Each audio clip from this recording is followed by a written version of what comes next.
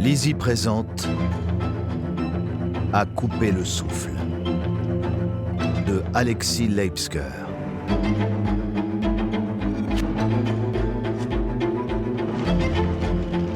Lu par François Hatt.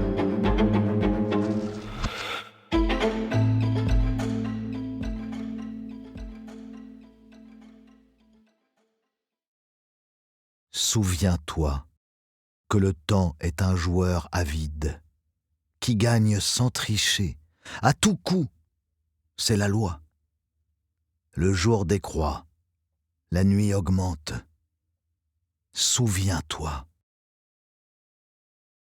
Charles Baudelaire, L'horloge, les fleurs du mal. Ne fais jamais confiance à l'aiguille. Elle ment. Geoff Tate, The Needle Lies. Chapitre 1. Le souffle court. Il puisait dans ses toutes dernières forces pour tenter de s'extirper de son sarcophage. C'était un geste désespéré, de ce que l'on fait sans plus y croire, parce que c'était la dernière chance, l'ultime combat, parce que ne rien tenter aurait signifié abandonner. Donc mourir. Enterré vivant. Chaque seconde de cet abominable supplice avait été une souffrance. Il avait d'abord découvert l'obscurité. Profonde, totale.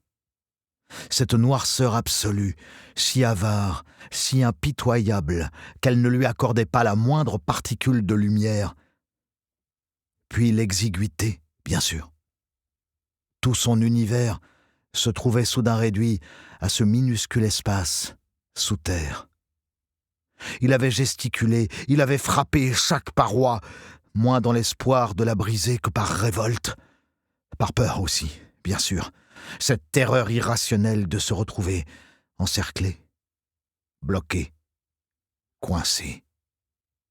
La claustrophobie, cette bête imaginaire, l'étranglait de ses mains de ténèbres. Il la combattait maladroitement, comme un boxeur qui sent le match lui échapper et qui attend que la cloche le délivre. Il multipliait les coups au hasard et ne s'arrêta qu'à bout de force, les phalanges en sang. Mais de toutes les tortures qu'il avait subies depuis qu'il était là, la plus éprouvante, la plus insupportable, c'était le silence. Cette absence de tout, qui décuplait chaque sanglot, chaque pleurnicherie. Car c'était le témoignage de sa propre fébrilité, l'homélie de son trépas. Ou plutôt non, c'était le son, au contraire, le bruit infâme de sa propre respiration, de ses articulations, du raclement de sa peau contre la pierre, de ses poumons qui s'emplissaient et se vidaient, de son cœur qui pulsait, comme le tic-tac d'un compte à rebours fatal. Entre ces quatre murs, il apprenait peu à peu à se détester pour son impuissance et sa fragilité. Il s'était parlé, à lui-même, pour ne rien dire, simplement pour faire taire le silence, aussi parce qu'il basculait lentement vers la folie. Seul, avec pour unique présence à ses côtés, la mort qui guettait tel un charognard tournant autour d'une bête malade.